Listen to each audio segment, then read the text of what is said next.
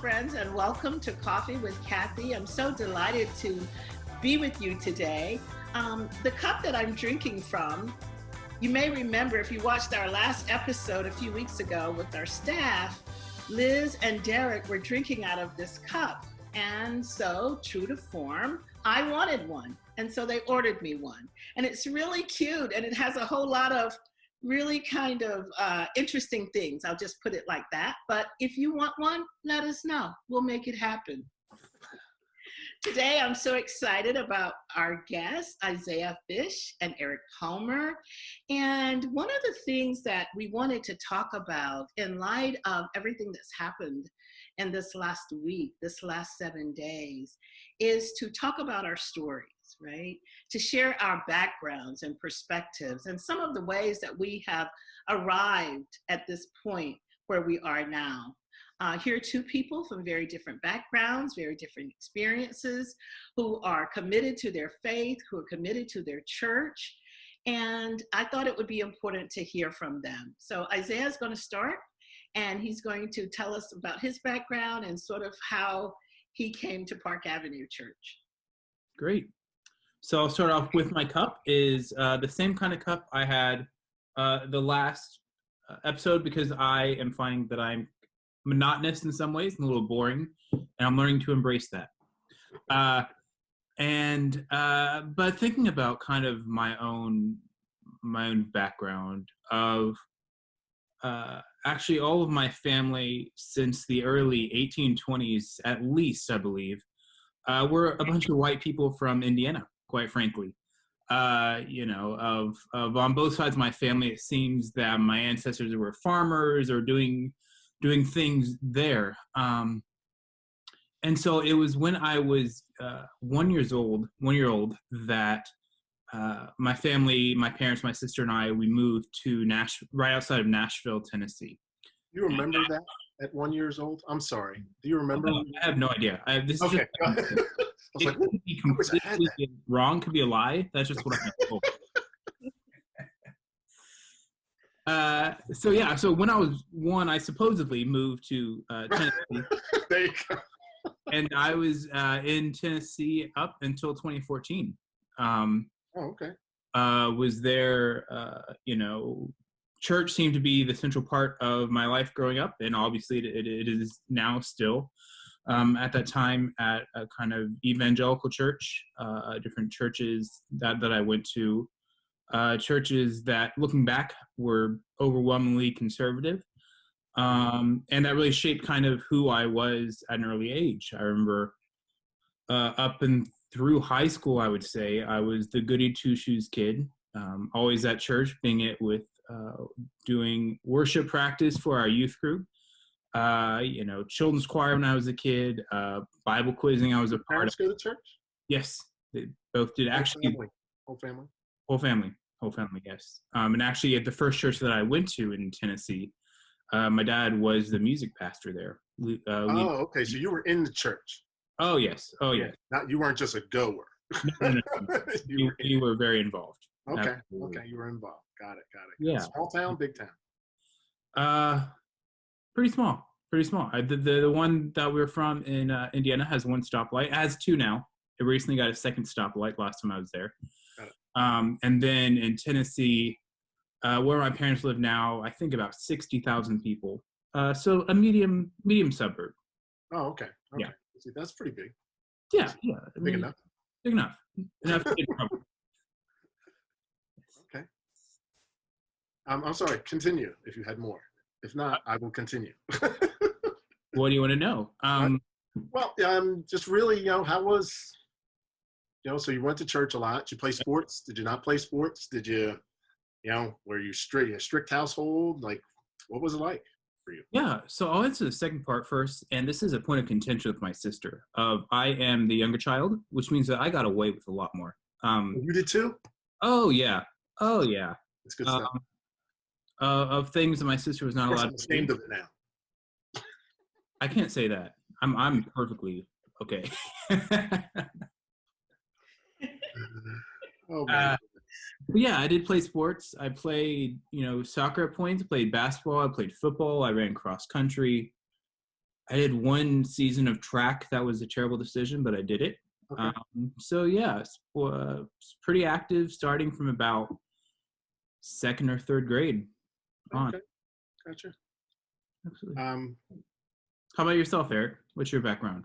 oh, man. Okay. I'm a Jersey boy, South Jersey. My wife would say country. I did not say that for a long time, and I fought it. But apparently, a little country.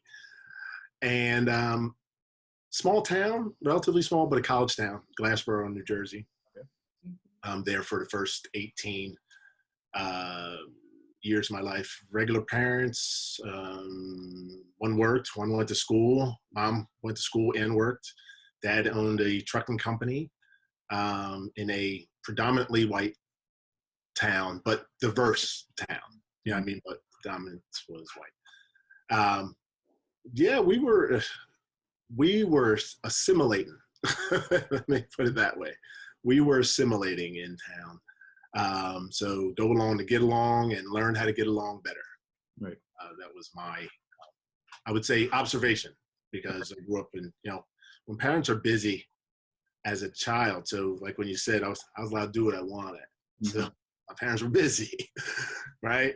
Was that good, bad? Who knows? But that also, trust me, all that fun, all those fun and games comes with a little luggage also, But yeah, they were busy, you know what I mean? And then at some point in time, they also got divorced. Things got too busy, I guess. Mm-hmm. We didn't talk about it, so I don't really know. In terms of that, I was heavy into sports. That was my outlet. That was my place. Those were my sanctuaries. Yeah. And that's where I got attention. You know what I mean? Because when parents are busy, they don't watch you. So I need someone to pay attention. So I played a lot of sport and tried to be very, very good in every single sport. School was an afterthought. I was just playing sport, really just getting into more trouble than I need to get into. But school was an afterthought. Mm-hmm. But I knew I wanted to continue to play sports, so I decided to go to school. Mm-hmm. Late. Predominantly white school, Northeast Pennsylvania, so there's a whole bunch more assimilation going on, but I've been practicing already, so I was ready. I was already ready. So yeah, I mean, that's basically, what shaped my processes, decision-making and all that kind of things growing up. Not really, guided through it, just living it, lived it. Things were busy, get to work, earn some money. School was paramount. Mm-hmm. It wasn't said, but it was done. So it was like, we're looking like, you got to go to school and somehow you got to earn. So get to it, So you grew up a little fast. Made decisions early, washing my clothes early. 12 years old, I was doing my own laundry, making my own food, almost burning the house down at least twice. At least twice. And then I started to cook outside. That's why I like barbecue. There you go. That's why I like barbecuing. It's it's easier and safer. I'm outside. Fair enough. So in terms of yourself, so you end up here. Now we're in church, right? We're in the same community, right? I've known you now for how many years? 5? 5? 4.5 or 5. Mm-hmm. Okay, right. So I feel like I've watched you. It's been exciting. But anyway, still you end up here, same way that I end up here. I'm not a New Yorker. I was out in Northeast PA, South Jersey, mid-Jersey for a moment, right? And got into some things out there, and then I end up here, right? Right. Park Avenue United Methodist. So how'd you end up here? I ended up here. Get here, and how'd you get here? Yeah, so I mean, looking at the trajectory of it, I honestly, I got to go back to high school again. My senior year of high school, as this good evangelical kid who is also a bit of a nerd, and so I was always reading. And I was in a bookstore one day and stumbled upon this book. I had no idea what it was about, but I bought it because it had a cool cover. And what the book ended up being, it's a book called The Irresistible Revolution by Shane Claiborne. And what Claiborne does, he looks at, the faith of, he's an evangelical as well, a white evangelical, but he really spoke about the importance of justice in the Gospels, in the Christian faith, in the life of Jesus, in the early church. Okay. The importance of solidarity with the oppressed, with issues of poverty, issues of violence. And so reading that book senior year, as I was already, in high school, seems to be one of the times when you really begin to carve out your own way in terms of faith in some ways. And so to find that book at that time really set me on the trajectory. The next year I enrolled at the college I went to in Nashville, another evangelical school. Mm-hmm. And my major was actually in social justice. And so went through college, and in my junior year of college, I read a book, I have it right here, is for a theology class, a Theology of Social Justice. It's this book, The Cross and the Lynching Tree by James Cone. And this is one of the books that completely changed my life, I would say. There's so much I could talk for quite a while about the book. To give a snippet of Dr. Cone is the father of what has been called Black Liberation Theology. Black Liberation Theology? Black Liberation Theology. Okay. Yes. And it's looking at the gospel from the underside is how he phrased it, of looking at what does the gospel mean for those who are poor, for those who are oppressed. He was a Black man who grew up in the 1940s, 1950s. What does the gospel say, if anything, about the issues that he was facing, of the lynchings, of the police brutality even then? So you're a junior at this moment? Junior at this point. This would have been spring of 2013. Second semester junior? Yep, second semester junior year. Okay. And reading that book, I had already wanted to move to New York. I looked up who James Cone was, discovered he was at Union Seminary in New York City. Mm-hmm, mm-hmm. And halfway through the semester on my spring break, my dad and I took a bus up to New York, and I toured Union for the first time, and I was sold. Okay. So it's really because of Dr. Cone that I'm even in New York City in the first place. Right. Right. Yes. Where the people are. Yeah. Were you brought up on reading a lot? Yeah. I was the weird kid, honestly, who was like 4 years old reading. Oh, really? Yeah. She was, I don't know. Yeah, she might challenge you to some reading because she can get her reading on. But that being said, the reason I ask you that is that I didn't do a lot of reading. Okay. Like I said, played a lot of sport. So I would have to go back to high school myself. Like I said, free spirit, pretty much did what I wanted. Yeah. What did that look like for you as a high school student? We'll put it this way. Okay. Getting into a lot of things that as a young person, you should not be getting into. Okay. I'm going to put it that way. Believe it. A lot of things. I call myself, I was a bad kid. I did not listen to rules. Mm-hmm. But I played by them, but stretched them. Okay. That's a kind way to put myself. But I had a really, really good time, and was really just living my life. So the decisions, I didn't put a lot of thought process. So I'm impressed by your decision-making process to make conscious decisions at a young age that you actually thought about. I didn't think about most of my decisions. They were just done on a whim on how I felt at that particular moment in time, because it was usually a matter of, how am I surviving this moment that's so busy and overwhelming at this moment in time that I can't handle? So it was move or stay here and not do as well as you think you should be doing. So I went to school. I made a decision to go to school for that purpose. Had a lot of fun in school, more fun than I had in high school. Again, on the same path in that regard. But to end up here in New York, I really just did a lot of working and not really directionless in that sense. Just working, survive. I got a degree, so I'll be good. And, live your life. So it wasn't until, but everywhere I went, if I ran into struggle, I always relied on sport, I should say, wrestling, to push me through to the next level. If you got to level up, you got to do what's necessary to get to the next level. Right. So do your job, so that you could always stay ahead of the curve. Mm-hmm. Right. Didn't want to be behind the curve. Didn't want to stay ahead.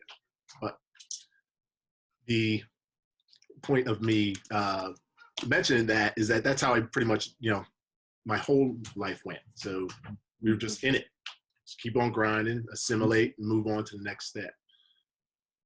So it wasn't until late 30 something, started exercising a little bit more, thinking about meditating a little bit more, and then met Ngozi. Okay. All right. and met Ngozi, and who led me down a completely different path, back into the church, reluctantly, because I'd left church. So your assimilation of going, hey, I'm all in for church. At your same decision-making process, I turned, shut the door behind me, and left for a long period of time, unless I had to go. Easter, Christmases, right, it usually entailed me dating somebody, right? So it wasn't until that point in time come back to church, and it was a conscious decision to, if I wanted the girl that I wanted, I had to come back to church. okay. It's conscious. So if I'm going to do something also, though, I can't do it halfway. I got to embrace it just a little bit. So for me, that was enough of a starting point. I was in from the beginning. I didn't know how I was going to get there, but I was in. And so when we got married, moved to New York, I needed a church. But again, I had to choose one. Right. I chose this one. That's a different story. That's a completely different story. But the reason I did is for the community, because I had been going through in trying to live into myself and becoming the person that I want to be. I had to do some mental adjustments along the way that required a little bit of work and heavy lifting that I really wasn't looking forward to getting into. Right. That I pushed away for a minute. So in the sense of, you went out there and read books and gave you that insight to think a little differently, do things a little differently. For me, it came a little different way, a little bit later, but also full on, like, oh, this is how, in terms of how you think about things, it can be a little bit different. Right. To just take another perspective on, as opposed to the one you were brought up on. Right. Right. So, and that's it. For me, it was always about, oh, now I got to challenge myself in my own knowledge base about the decisions that I'm making, because they're being challenged themselves. Right. By outside forces, and I'm inviting it, though. I was inviting it at the time because it was a conscious decision. So in doing that, I had to put in a lot of work, to do a lot more reading, do a lot more understanding about me, myself, and my people, and this, that, and the other, in order to keep growing as an individual, so that I don't keep tripping over myself. Because I did a lot of that also. I did a lot of that also. So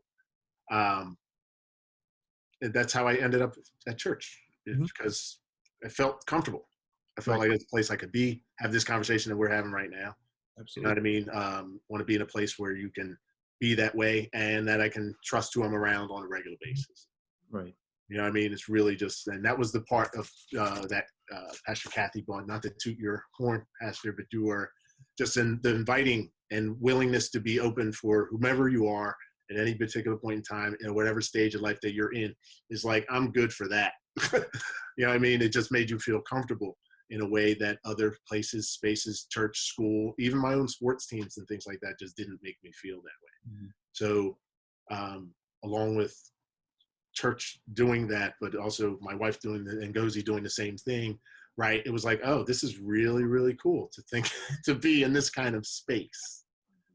You know what I mean? It's different than what you're used to, what you've grown up to, or what you've assimilated into, or whatever it was. It was like, oh, this is relaxing. It's comfortable. Right. I can be, I don't know how we want to put it, myself. I found myself growing up, I found myself looking to find a way to belong. and be myself, right? Not really feeling, how do I want to say, seen, trying to be seen. I found myself trying to be seen all the time, but it didn't always come out the right way. I was trying to be seen. Sometimes it was like, all right, you can't see me that way. How about this way? Usually it's not a good decision. So yeah, it was always that for me growing up, no matter where I was. If you probably saw me, you probably think, hey, this guy's all right. He's got it together. Nah, always trying to be seen, a little trying to belong. How do I fit in? Where do I fit? What type of person am I going to be? I didn't sit and think about it early. I thought about it late. And I guess that's how I ended up here. It's like, oh, I need to be in that kind of space. Right. Right. So, right. So that brings us back, right? So this week has been a lot. And I'm just, as a community, how do you feel about what's going on this week? Just in general. Doesn't have to be big. Doesn't have to be crazy. I'm still parsing through that myself, quite frankly, in some ways. I think I can't help but draw parallels to my first semester here in New York. I moved to New York in August of 14, right in the midst of the news of Eric Garner and Michael Brown. Mm-hmm. And I remember then that December of all of the protests after the non-indictment decisions on the police officers. And for me, that time in 2014 was such a pivotal time of how I understood myself, how I understood race. I was at an incredibly progressive seminary coming from a conservative evangelical college. It was a culture shock in many ways. Mm-hmm. And so then I suddenly found myself standing in the middle of the West Side Highway with a lawyer's number written in Sharpie on my arm in case anything happened. And over this past week,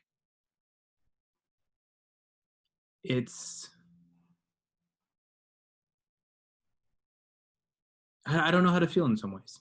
On one hand, that's okay. I'm hopeful. I'm hopeful that what we're seeing right now in terms of this, righteous outrage, I would say, I'm hoping that it means something, of being out in one of the protests on Saturday, of being in the middle of that and feeling this energy, this hope for change. I'm hopeful in that way. And then there's a part of me that's wondering, is it going to do anything at the same time? And so it's I don't know how optimistic I am about what's happening, but I'm very hopeful that what we are seeing is going to be a catalyst for some kind of change, some kind of unveiling, revelation. Oh, the big change, right? The big change, right? So, okay, you're hopeful. Hopeful. Cynically hopeful, maybe, but I'm hopeful. Yeah. I understand that. I do understand that. So if and I'm just going to follow up question. I promise I will give you my own. That's. So if you could, what is that for you, right? And I'm really, because I think we can only do ourselves. Right. Right. I can't do anyone else. I'm not good at anyone else. I'm best at me.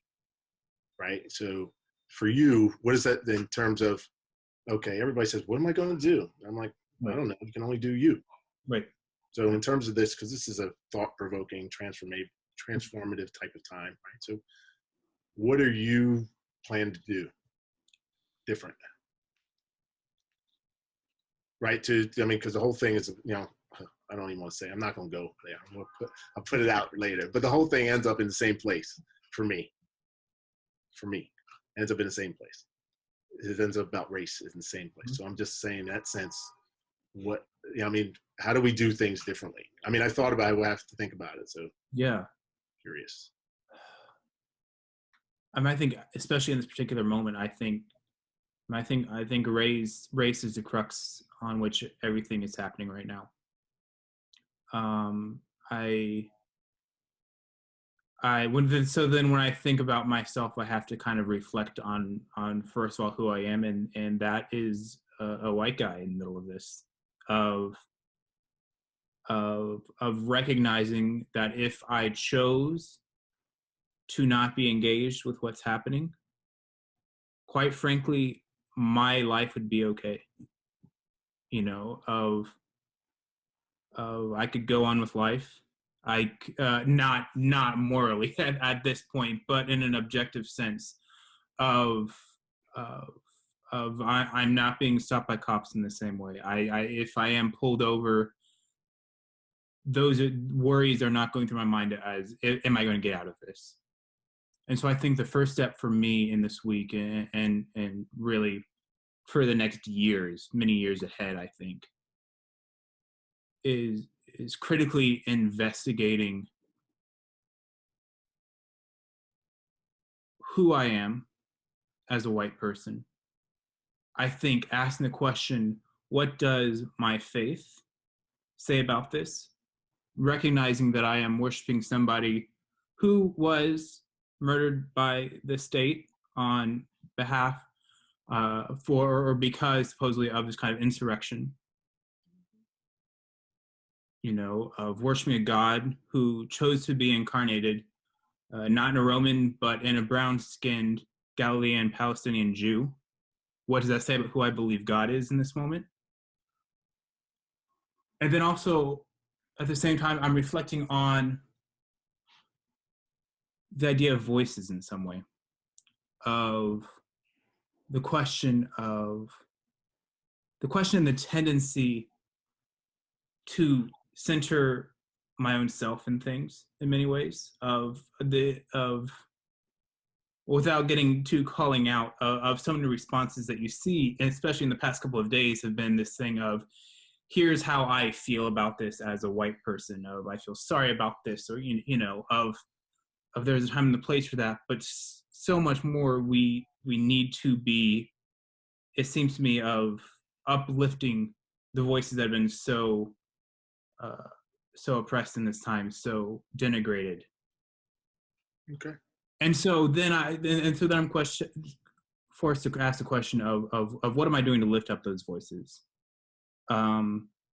Whether it be on social media, whether it be in what I'm saying if I'm preaching. I mean, I'm preaching next Sunday, so that's already going through my head of what am I going to say that's not just what I'm saying and how I come up with it as a white person, but what is being said, how is this being viewed by those who are Black, who are people of color in this moment, and how are they reflecting on this, and what might they be able to tell me about how this connects to my faith? It's heavy. Oh yeah, absolutely. It's heavy. I have not slept well in 4 nights. Right. No, Right. You have it. Okay, I get it. Okay. So where are you at right now, Eric? How are you feeling? Where am I at? First, I'm going to help you with and I don't know if you read it, not read it, or whatever. It's also a great book. It's How to Be an Anti-Racist. Who wrote that? By Ibram X. Kendi. Okay, I follow him on Twitter. I don't think I've read the book, so no. Right. There's that and White Fragility book that, I mean, again, we were talking about our backgrounds and our psyche, right? So those kind of things, it's like, it's not just about not being a racist, it's how you want to be an anti-racist. Right. Are you going to do things that circumvent race that's going on? But also on the other book that I mentioned, that White Fragility book, was also more of like mindset of like how people think, just like we think about how profile people. We all have our set in our ways because of how we grew up, same way that I think certain things, how we grew up. So for me, this moment has been really, really heavy, but from a different perspective. I was listening to you, and your concerns were in a different spot because of I'm like, wow, I didn't think of any of those things. I was, it just took me back to my childhood of being unseen and not belonging. And I mean, neglected a little bit, those kind of things, because you're, how do you say, like, so I grew up, trying to assimilate all the time. Right.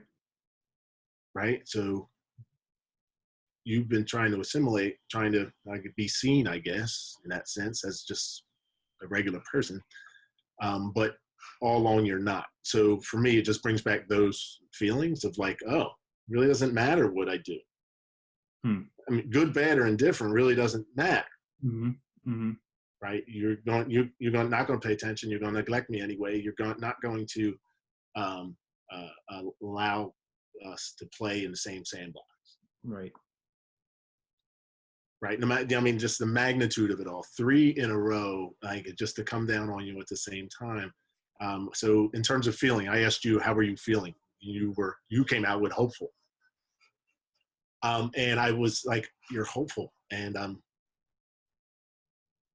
I'm unfortunately not in this moment. I am more than that. I'm initially sad because I am, because of all the assimilation. I am a people pleaser. I like people. I love to be around people. I like talking to people. But I also like them to be joyful in my presence. I don't like the negativity. Kind of shy away from it. But so I'm sad at the moment. I'm angry. You know what I mean? Just because I'm angry. Like, how do you do it? I just don't understand.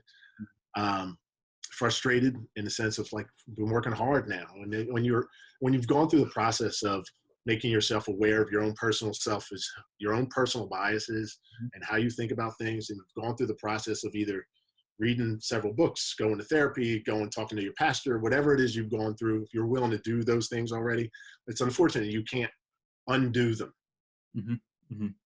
Right? Because once you do, now I have to look at the whole picture. I have to reflect on the whole picture, just like the whole point of us mentioning where we come from is because it's part of our picture, it's part of what makes you, it's part of what fuels your decisions.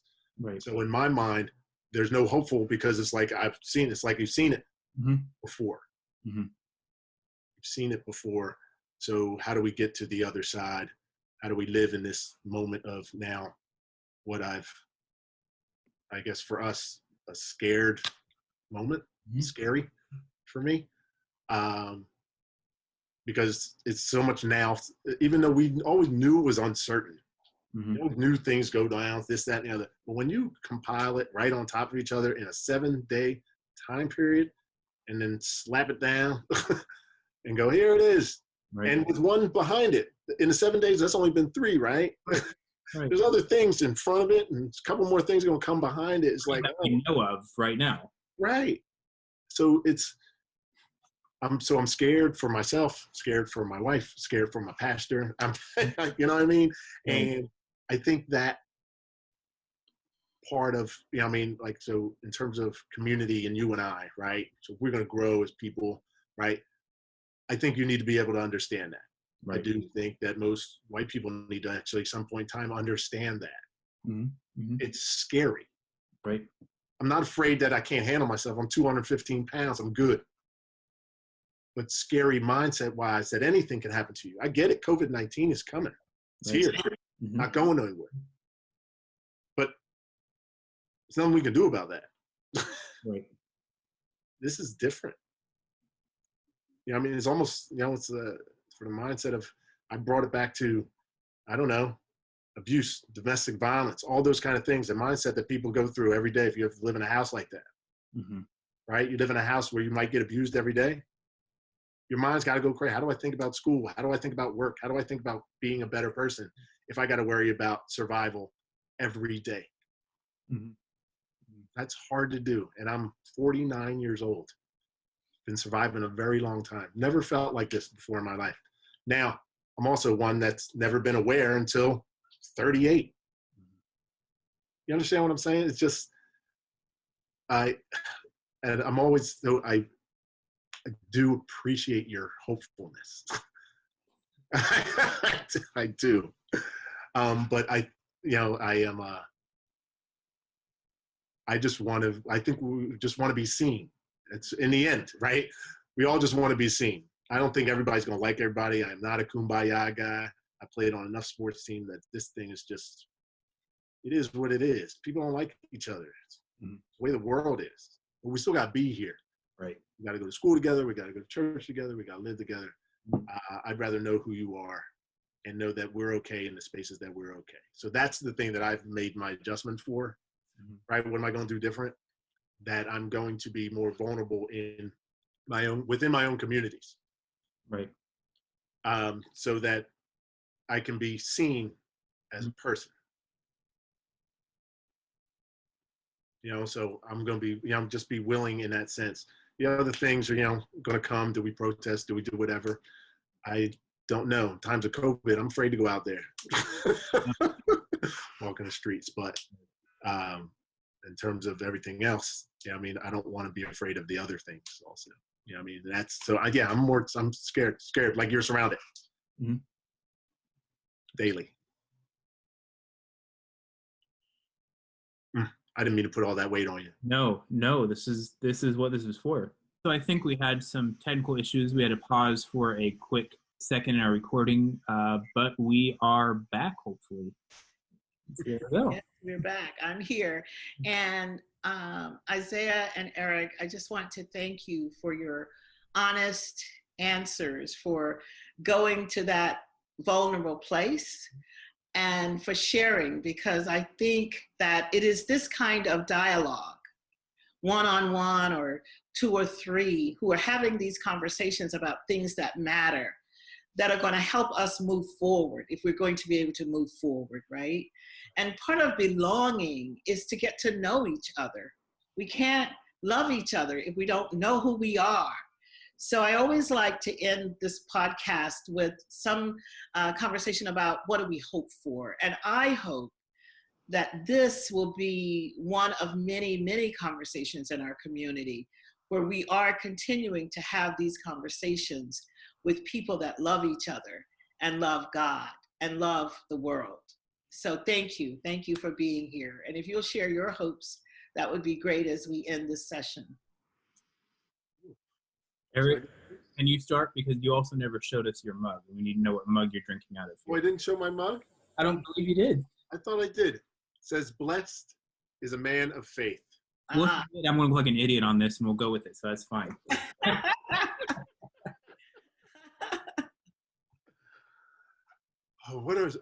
In the end of all this, see, right, you have to, that is faith. Amongst all this chaos, you have to see hope, light on the other side, right? So for me is that the fact that the light has shined on so many things, even just being in COVID in general, and all the incidents that have happened or whatever's going on, is that we have a little more humanity, start making decisions based on people. That's what for me, my hope is that I can continue to just put myself in that vulnerable spot to be able to make people be more comfortable, whatever it might be, not necessarily just to be seen, just to be seen. It's really my hope in the end. Just be seen. We can all go about our business. Right. I'll be all right. I think for me, I think my main hope right now is that this time is different. Of what's going on is not just something small that pops up or even something big that pops up, but then we go back to normal. I've heard so much talk, especially in the light of COVID, of we need to get back to where we were normally. And especially as we're reflecting on this past week, I think it's clear that what we knew as normal is not just, it's not holy, it's not loving, it's not of God. And so my hope is that what we are seeing is the beginning of a shift into something new, something that is not going back to the same old, but something that is fresh and liberative. Absolutely. Transformation. We're in a transformative period of our lives. Right. It's that itself is hopeful. Yes. Because change is hope in general. When things change, there's hope. Right. They stay the same, which they can't anymore because it's not good for everybody. Right. With change is hope. And I think that's God's work. And we're the church, and I think we will rise up, right? I'm listening to the two of you. You've done a wonderful job today. It's been very inspiring. And it gives me hope, right? Because God is with us. We belong to God. And I just can't believe that we won't get through this. We will get through it, and the world will get through it, and the church will get through it, and we will be better and stronger for it. So thank you. God bless you. And we'll see. Thank you for inviting me. Yeah, absolutely. Very excited. Absolutely. Thank you very, very much. Yeah, Thank you for being honest there, Isaiah. Appreciate it. Absolutely. And thank you, Eric. Thank you so much. Awesome. Thank you for listening to this episode of Coffee with Cathy. This podcast is brought to you by Park Avenue United Methodist Church.